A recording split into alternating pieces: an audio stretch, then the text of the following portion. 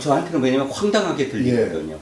그 정말 황당합니다. 정말 황당하고 그 안타깝고요. 그 이 정부의 실력이라고밖에 볼 수가 없는데 그 과학적인 측면뿐만 아니라 정치적으로도 저는 굉장히 혼란스럽다고 봐요. 올해 상황은 이렇습니다. 작년 12월 달부터 이 먼지 상황이 굉장히 안 좋았습니다. 1월, 2월 계속 안 좋았습니다. 2월 28일부터 엄청나게 악화가 됐어요. 그래서 3월 1일부터 3월 6일인가 7일까지 일주일 동안 소위 긴급 저감 조치라는 걸 했거든요. 근데 환경부 장관이 움직인 날이 3월 5일이에요.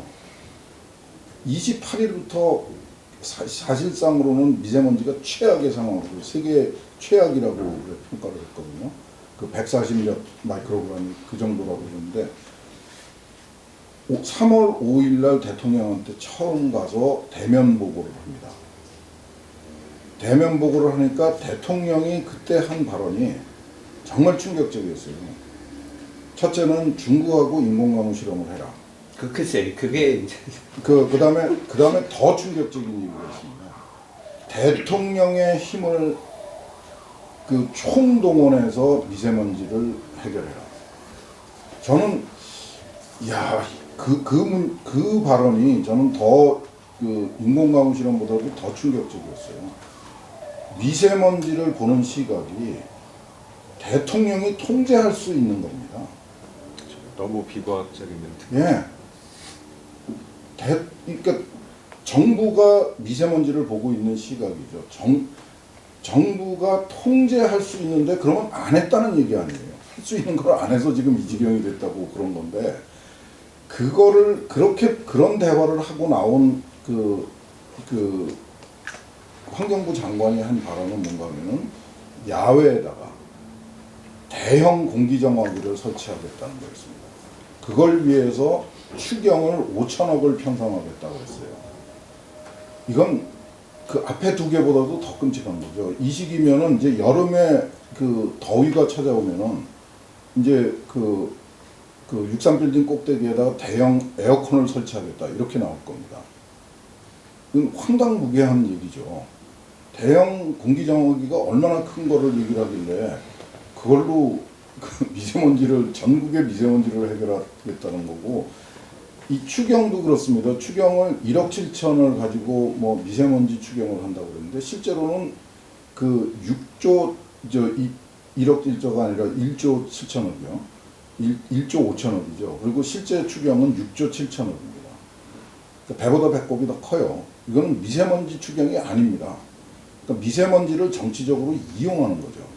그 1조 5천억에 들어있는 미세먼지 대책이라는 것도 사실은 노후 경유차 대책, 뭐 무슨 교실에 무슨 공기정화기 그 설치 하나도 새로울 것이 없고 하나도 급하지 않은 이야기들이에요.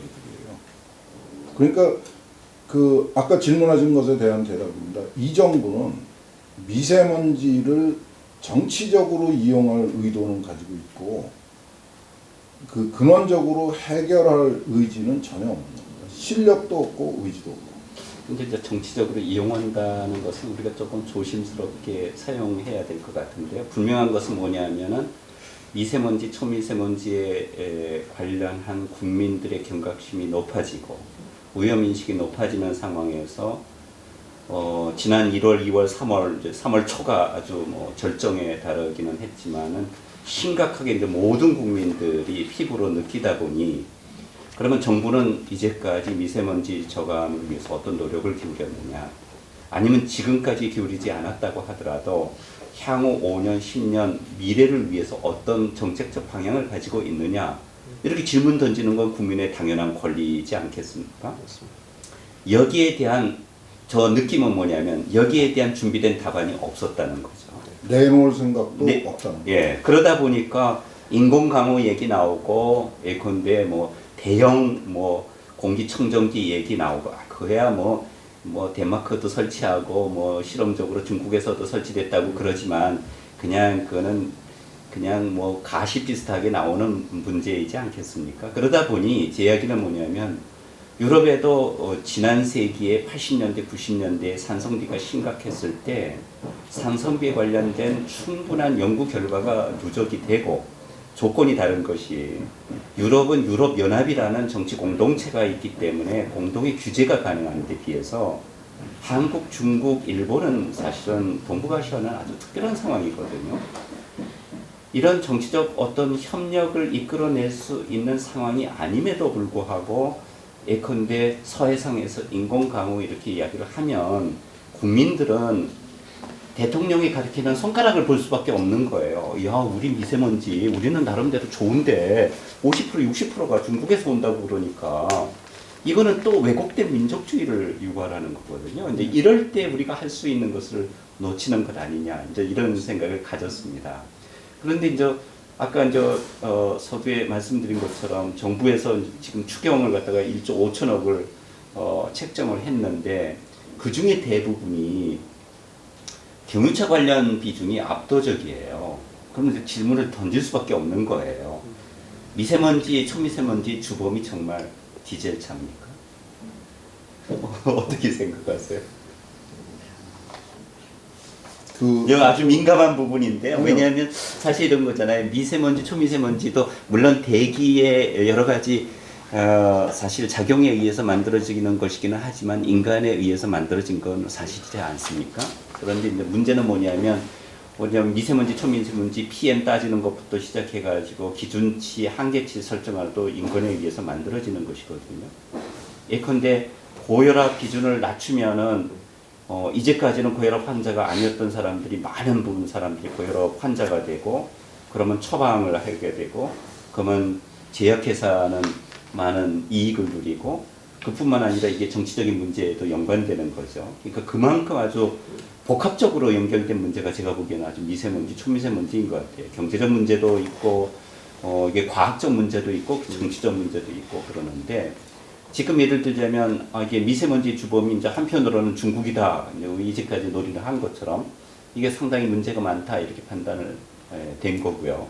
그러면 다른 한편으로 이게 디젤이다 그러면 1조 5천억의 대부분을 지금 디젤을 쏟겠다고 그러는데 제가 왜 말씀드리느냐면 독일에서 가장 미세먼지가 나쁜 슈투트가르트에 디젤 자동차 진입 금지 정책을 썼는데 거기는 이제 이게 몇 년 전부터 이미 나왔던 문제이기 때문에 연구 결과가 누적이 돼 있더라고요. 문제는 아무런 효과가 없다.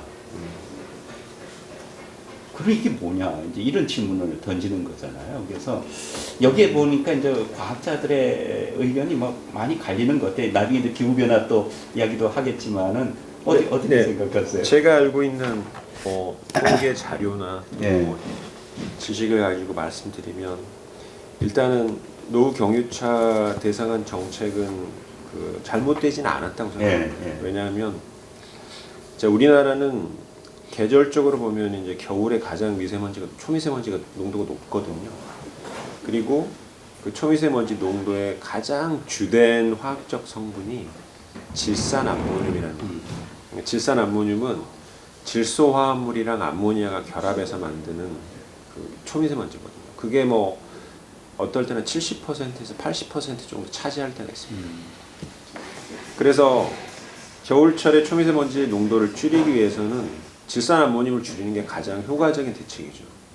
그리고 질산암모늄을 만드는 가장 주된 재료가 질소화합물인데 전국적으로 보면 질소화합물이 가장 많이 나오는 배출원은 주로 제철소나 화력발전소나 이런 무슨 연소 과정이 포함되어 있는 그런 사업체에서 제일 많이 나오고요. 우리나라 전체로 봤을 때는 수도권만 봤을 때는 자동차에서 제일 많이 나옵니다. 이게 우리가 도로 이동 오염원이라고 표현을 하는데 도로 이동 오염원에서 제일 많이 나오고 그 중에서도 디젤이랑 가솔린 자동차를 비교해 봤을 때는 실도로 조건에서는 한 50대 1 정도 디젤이 훨씬 더 많이 배출합니다. 그래서 질소화합물을 줄여야 된다라는 어떤 그런 목적이 있으면 그걸 실행하기 위해서는 디젤차를 줄여야 되고 그 중에서도 예전에 유로 3, 4 이렇게 낮은 어떤 환경 기준으로 도입된 그런 노후된 그 디젤 자동차를 줄이는 게 가장 효과적인 정책이죠. 근데 여기서 이제 전문가들 사이에 약간 좀 논의가 있는 건 뭐냐면 약간 논란이 있는 건 이 질산암모늄을 만드는 데 있어서 과연 그러면 질소화물이 정말 중요하냐 또는 암모니아가 중요하냐 이건 조금 더 이제 민감하고 아직까지는 연구가 필요한 그런 과학적인 영역인 거죠. 제가 이제 최근 나온 그 연구 결과를 이렇게 쭉 살펴보니까 네. 소위 미세먼지 배출원을 이렇게 체계적으로 네. 통계를 낸 게 있더라고요. 저는 이제 한국 자료는 내가 구하려고 노력을 했는데 못 구했어요. 그랬는데 여기 보니까 이제 세계 전체, 그 다음에 독일, 중국 이렇게 나와 있는데 세계 전체를 보니까 가정 에너지가 31%, 농업이 20%. 그러니까 이게 가정 에너지 농업이 약 대충 절반 50% 정도를 차지하더라고요. 어떤 거에 배출원을 말씀? 미세먼지의 배출원을 그러니까 뭐 이 논문이 Contribution of Outdoor Air Pollution Sources, Optimal Mortality 이런 논문인데요. 그다음에 이제 자연적으로 발생되는 게 근데 뭐 바람이 불어가지고 고비 사막에서 황사가 날라온다든가 뭐 이런 것도 역시 미세먼지니까 그게 한 18%, 전력 생산이 14%, 산업이 7%, 그다음에 유기물질 소각 뭐 이런 거 이거 화재 났을 때 뭐 이런 거죠. 그게 5%. 재미있는 것은 교통이 5%. 이게 전체 이거는 전 세계의 거고요. 그런데 추세를 보면 재미있는 것은 후진국으로 갈수록 농업의 비중이 커지고 가정 에너지 비중이 커지고 교통 비중은 적어드는데 선진국으로 가면 나머지 50%가 대부분 어디에서 나오느냐면 산업과 이제 교통 이런 거죠. 제가 왜 이 말씀을 드리느냐면 독일이 이제 디젤 자동차로 사실은 많은 이익을 보지 않았습니까? 또 클린 디젤이라는 이게 이제 사실 이제 지금은 완전 오명처럼 돼버리기는 했지만 그래서 이제 많은 유럽의 국가들이 뭐 조만간 뭐 디젤 아웃을 하겠다 뭐 이렇게 이야기를 하는데 그러다 보니까 연구 결과도 여기에 많이 집중돼 있어요. 정말 디젤이 미세먼지, 초미세먼지의 배출 주범인가? 그런데 지금의 현 상황으로서의 제가 볼 과학자들의 이렇게 토론을 보면 그냥 뭐 그렇다 아니다 이렇게 단정적으로 말할 수 있는 것은 없는 것 같고 그냥 물음표인 것 같아요. 물음표인 것 같고 분명한 것은 뭐냐면 이제 독일에 몇 개의 사례가 있는데 디젤차 금지 조치를 했더니 실질적으로 미세먼지 저감에는 효과가 없다. 이거는 결과가 나와 있는 것 같고요. 이제 그러다 보니까 이제 문제는 뭐냐면 이제 독일에서는 이게 왜냐하면 과학적인 문제뿐만 아니라 한편으로는 경제적 문제이기도 하고 왜냐하면 디젤 자동차를 갖다가 추방을 해버리면 저 산업 구조에도 영향을 주는 거고요. 그렇죠? 이게 또 뭐냐면 정치적인 문제이기도 한 것이 노후 디젤차를 사용하는 사람들은 전부 다 하루 벌어서 하루 먹고 사는 사람들이 소위 말하는 경제적 취약계층이 많다는 거예요. 실질적으로 보면 우리 이제 나중에 기후변화 이야기도 하겠지만 디젤차를 예컨대 휘발유차로 갈아탈 수는 있어요. 물론 그러면 사실은 온실효과 가스는 훨씬 더 많이 나오잖아요. 근데 이런 문제는 있는 건데 이러다 보니까 우리나라에 지금 1조 5천억 중에 대부분을 갖다가 디젤 저감에 이렇게 쓰는 것이 방향이 제가 보기에는 이게 그래도 현재로서는 합리적인 거냐 아니면 정당한 거냐 요거는 조금 얘기하고 가야 될 것 같아요. 약간 좀 반대 사례가 일본이 예. 실제로 중국에서 우리가 이제 다운윈드 리전이라고 그러는데요. 그러니까 풍하측에 있는 게 우리나라 그다음 일본이지 않습니까? 그래서 항상 비교 대상으로 떠오르죠. 우리나라는 이렇게 심한데 왜 일본은 훨씬 낫느냐 그런 이제 비교들이 많이 있거든요. 그리고 비교 대상으로 오르는데 일본은 1990년대부터 어떤 정책을 폈냐면 디젤 자동차를 페이스아웃 시켰습니다. 안 쓰는 걸로. 특히 도쿄도는 뭐 디젤을 거의 못 들어오게 했거든요. 그래서 이 초미세먼지 농도가 엄청나게 낮아졌어요. 실제로 일본은 되게 성공한 사례고요. 디젤 안 쓰므로 인해서. 최근에 뭐 도요타나 혼다 이런 데는 디젤 자동차를 거의 만들지 않고 다 친환경차나 그리고 또 일본이 하이브리드나 이런 전기차가 많고 좀 기술력도 뛰어난 이유가 다 그런 정책들 때문이거든요. 그리고 거기에 이제 추가해서 초미세먼지 농도도 훨씬 낮고 그래서 아마 우리나라 환경 정책이 일본을 좀 벤치마킹한 저는 게 그 아닌가. 부분에 대해서는 굉장히 심하게 반발을 하는데 네. 그래서 지금 말씀하시는 게 동경의 그 디젤차 진입을 금지했다는 거는 승용차 얘기하시는 거죠. 네네. 예. 참 답답합니다. 그 디젤차의 대부분은 그 버스하고 트럭이에요. 승용차는 그 2000년대 진입하기 전까지, 그러니까 DJ 정부 이전에는 우리나라에서는 원칙적으로 디젤 승용차는 생산 수입 금지였습니다. 없었습니다. 그러니까 뭐 군대에서 쓰는 찝차, 그 다음에 뭐 특수 차량 몇 개가 있었지, 버스하고 그 저기 건설 현장에서 쓰는 그 엔진하고 트럭하고 빼고 승용차는 없었어요. 그리고 이제 DJ 때 처음으로 그 연료 그 사용 현대화 계획이라는 걸 하면서 요즘 얘기하는 SUV, 디젤 SUV를 허용을 해준 겁니다. 그래서 이제 소비자들이 막 폭발적으로 반응을 한 거죠. 그래서 이제 그 지금 뭐 그 디젤 차가 뭐 900만 대가 넘었다고 이렇게 이런 상황이 됐거든요. 그러니까 우리가 좀 표현을 정교하게 해야 됩니다. 경유차를 없앤다는 말은 어불성설입니다. 불가능한 얘기예요. 대형 버스하고 대형 트럭은 대안이 없습니다. 친환경 전기차도 없고 아무것도 없어요. 경유가 유일한 그 연료입니다. 그럼 우리 경유차 없앤다는 말 속에 그거 포함시키고 하는 말일까요? 아니에요. 그걸 포기하고 나면은 유럽도 마찬가지입니다. 그걸 포기하고 나면은 그 다음에는 그 물류가 죽어버려요. 사회가 돌아가질 않습니다. 그러고 지금 말씀하시는 건 승용차거든요. 승용차는 유럽은 디젤이 굉장히 많고요. 그 미국도 사실은 고급 승용차는 디젤이 꽤 있죠. 우리나라는 지난 한 15년 사이에 급격하게 늘은 겁니다. 왜 늘었느냐? 정부에서 경유 가격을 싸게 책정을 해줬기 때문에 그래요. 그러니까 정부가 병 주고 약 주고 한 겁니다. 그 경유의 국제 가격은 휘발유보다 더 비싸요. 그렇죠. 그런데 우리나라에서는 1,000원 정도 싸요. 그러니까 소비자들 보고 경유차를 쓰라고 경유차가 매력적이게 만들어 놓고 그 다음에 니네가 그 미세먼지를 쏟아낸다고 아우성을 친 거예요.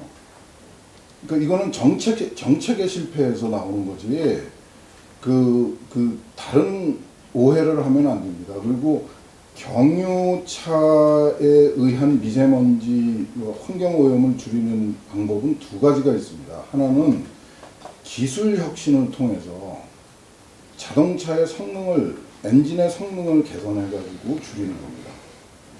그 유로 기준이라는 게 90년대 초반부터 시작해서 지금 5차례를 강화를 시켰어요. 그래서 미세먼지 배출량을 거의 한 10분의 1 정도로 줄였고요. 그 10%를 줄인 게 아니라 10%로 줄었습니다. 90년대 초반에 유럽의 디젤 승용차도 있고 트럭도 있고 다 기준이 따로따로 있는데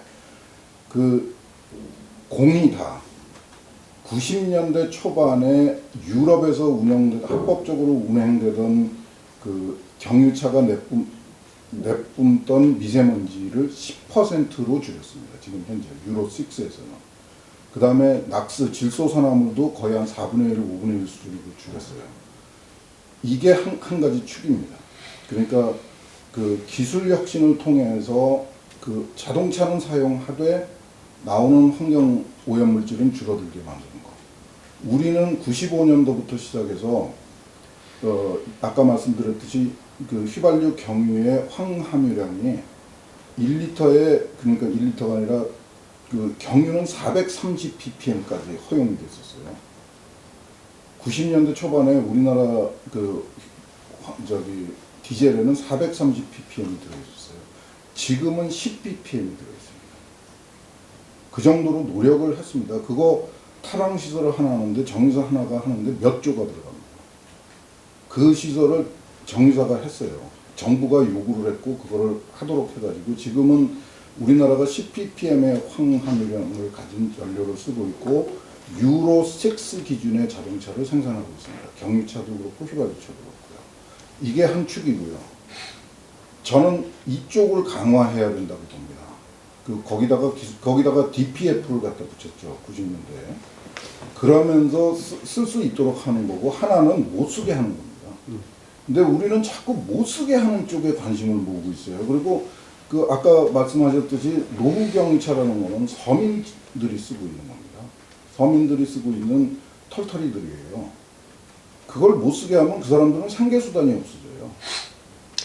그러니까 우선은 그렇다 하더라도 현재 예컨대 이제 배출원을 정확하게 확인을 하고 예를 들면 미세먼지 또는 초미세먼지의 배출을 줄이면은 대기의 질이 좋아지는 것은 확실하지 않습니까? 거기에 이제 예. 그 비용을 고려하고 예, 그렇죠. 사회적 파장을 고려해야죠. 우리 교수님 말씀한 것처럼 한편으로는 예컨대 디젤 엔진의 기술적 수준을 높여가지고 처음부터 예컨대 배출이 좀 덜 되게 되도록 만들 수도 있지만 다른 한편으로는 현재 수도권에 집중되어 있는 교통량, 그 다음에 화력발전소도 전부 충남에 절반 하여튼 뭐 61기 중에 한 30기가 지금 충남에 모여 있다고 그러니까 이런 것들의 저감 대책을 지금 정부에서 추진하고 있는 방향으로 하면 정말 좋아질까요? 저는 이게 되게 민감한 문제고요, 중요한 문제라고 생각해서 항상 네. 제가 이제 대중 강연을 할 때 이 말씀 꼭 드리는데요. 아까 이덕환 선생님께서 말씀하셨듯이 저희가 탈황 시설을 통해서 이산화황의 배출을 쭉 줄여왔습니다. 되게 성공적입니다. 화력발전소도 예, 화력발전소를 포함해서. 네. 그래서 이산화황에 의한 초미세먼지의 생성은 아주 낮은 편입니다, 우리나라. 중국은 여전히 높고요. 문제는 질소화합물에 의한 아까 말씀드린 질산암모늄이 중요한 미세먼지 구성 물질이거든요. 거기에 그 절대적인 배출원이 교통이라는 건 저희가 부인할 수가 없습니다. 특히 수도권. 근데 아까 두 가지 전략을 말씀해 주셨는데 첫 번째로는 정부가 정책을 잘못해가지고 우리가 디젤을 많이 쓰고 있다. 사실입니다. 정확하게 보면 2009년 이전까지는 저희 질소화합물의 배출이 줄었거든요. 2009년 MB 정부 때 클린 디젤 해가지고 디젤은 클린하다라는 슬로건으로 디젤 자동차 엄청 수입하고 국민들을 쓰게 했죠. 그 뒤부터 증가했습니다. 질소화합물의 배출이 쭉 증가하고 있고 그 뒤부터 디젤을 쓰는 자동차의 등록 대수도 계속 증가하고 있고 최근에는 거의 50%에 육박을 했죠. 근데 실험실 기준으로 저희가 측정을 해보면 초미세먼지 배출은 가솔린이나 디젤이나 똑같습니다. 그러니까 직접 배출되는 양은. 근데 질소화합물이라는 기체는 그 자체로도 유해한데 그 배출을 보면 실험실에서도 디젤이 3배 정도 많이 배출해요. 그것도 되게 그 컨트롤된 상황에서. 근데 실도로 주행 조건에서는 50배에서 100배 정도. 유로 6가 노후 경유차는 훨씬 높죠. 그래서 우리가 질소화합물을 규제하기 위해서는 반드시 경유차를 페이스 아웃 해야 되는데 왜 지금 유럽에서 디젤 자동차를 안 쓰는 운동을 시작했냐면 더 이상 기술적으로는 이 이상 줄일 수가 없다라는 게 이미 결론에 이르렀거든요.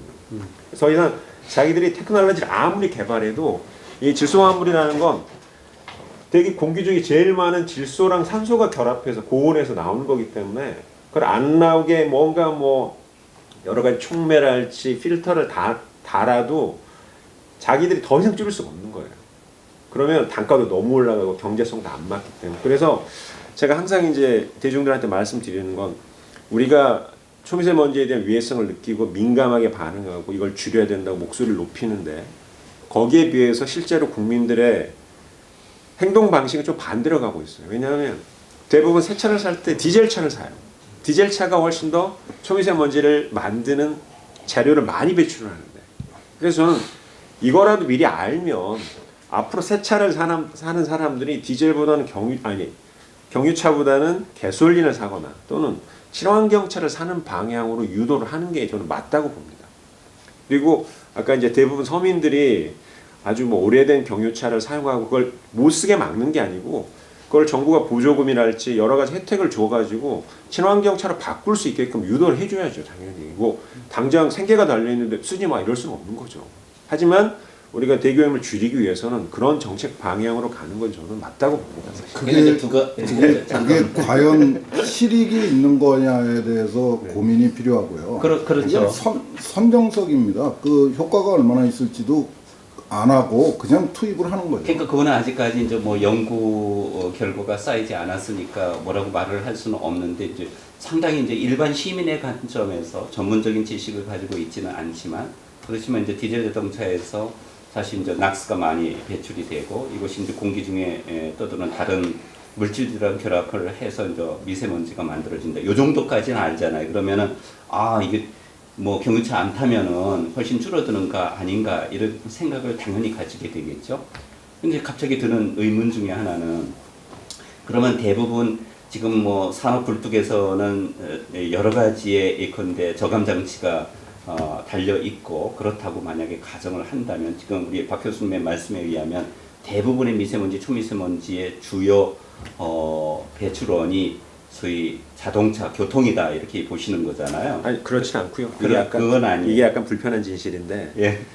실제로 그 큰 사업체는 예. 뭐 TMI 이렇게 해가지고 정부가 이렇게 이제 측정을 갖다 굴뚝에서 해서 그 예. 값을 보고하게 합니다. 예. 근데 그것도 약간 대기업들이 조작해가지고 최근에 뭐 뉴스에 좀 나오긴 했는데 그나마 그런 TMI 그 장치들이 부착이 돼 있어가지고 좀 뭔가 정부가 규제를 하려고 감시하는 그런 거대한 사업장 이외에 아주 작은 중소 사업장들이 있거든요. 그런 사업장들에서 엄청나게 많은 오염물질이 나오는데 그걸 전혀 정부가 감시나 규제를 못하고 있어요. 그리고 거기에서 얼마만큼 나오는지에 대한 정확한 진단도 지금 현재 부족한 상황입니다. 그러니까 그렇다면 제 네. 이야기는 뭐냐면 이게 이제 자연적으로 우리가 볼 때 미세먼지, 초미세먼지가 수도권이 심해야 되거든요. 그것도 서울이 심해야 되거든요. 맞습니다. 서울이 심해야 되는데 우리나라에서 제가 알기로는 미세먼지와 초미세먼지가 농도가 가장 높은 것은 안성, 평택 이렇게 나오는 곳으로 알고 있거든요. 경기도. 예, 경기도. 네. 남부. 그러니까 이제 그러면 그쪽 사는 사람들은 뭐를 의심하느냐면 도로를 가리키는 것이 아니라 당진에 있는 화력발전소를 가리키는 거거든요. 어떻든 이게 화력발전소가 운영이 되고 나서부터 갑자기 대기질이 나빠진 것 같다 이런 이야기를 한단 말이죠. 그러니까 손가락이 지금 하나는 도로를 가리키고 한쪽은 예컨대 이제 화력발전소와 같은 산업 시설을 가리키고 그런다면 여기에도 제가 보기엔 논란의 여지가 있는 것 같아요. 그런데 그러면 이제 과거에는 이 미세먼지, 초미세먼지가 만약 그런 거라면 아까 우리가 말씀하신 것처럼 이게 과거에 이야기했던 스모그라든가 뭐 연무라든가 이런 것들은 공기순환에 의해서 40km, 아까 40km 말씀하셨죠? 40km까지 확산될 가능성이 별로 없다 그러는데 이게 이제 뭐 대도시에만 나타나는 현상이 아니라 지금 우리나라 전국적으로 다 있거든요. 포항이 비교적 제가 가 있으면은 미세먼지, 초미세먼지가 농도가 높은 날수는 좀 적어요. 서울보다는 수도권이 훨씬 높죠. 그럼에도 불구하고 거기도 심각하게 느끼거든요. 그러니 이거는 혹시 뭐 기후변화하고 뭐 연관돼 있거나 뭐 이런 것 아닙니까? 어떻게 설명합니까? 이 문제는? 그래서 제가 아까 말씀드렸잖아요. 패러다임을 바꿔야 되는 거예요. 굴뚝하고 자동차 배기구를 쳐다보던 패러다임은 물론 그거를 뭐 그냥 방치해야 된다는 게 아니라 그거 말고 새로운 그 배출원이 생겼다는 겁니다. 그러니까 그게 그럼 뭐로 보십니까? 우리 그건 조금 이따 말씀을 드리고 우선 그 경유차 문제 제가 계속 강조를 하는데요. 지금 말씀하시는 건 불평을 하시는 거는 경유 승용차입니다. 승용차의 문제를 해결하는 거는 굳이 미세먼지 문제를 들먹일 이유가 전혀 없습니다. 그냥 경유값을 국제 시세에 맞도록 맞춰주면은 소비자들이 자연적으로 반응을 하도록 되어 있습니다. 그걸 굳이 막 소비자들한테 니네가 죄인이다라고 겁을 줄 필요가 없어요. 1조 5천억씩 이렇게 투자할 필요도 없고 경유값이 국제 시세는 휘발유값보다 한 1,000원 정도가 더 비쌉니다. 근데 우리는 1,000원 정도 더 1,000원이 아니죠. 100원 정도 더 비싼데 우리는 리터당 100원 정도 더 싸요.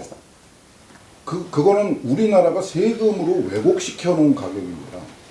그거를 정상화시키면은 정상화시켜야 되는 이유는 또 있어요. 근데 그거를 정상화시키면은 경유 승용차를 타고 다니던 사람들은 경제적인 이유 때문에 그 자연히 호친 환경적인 선택을 하게 됩니다.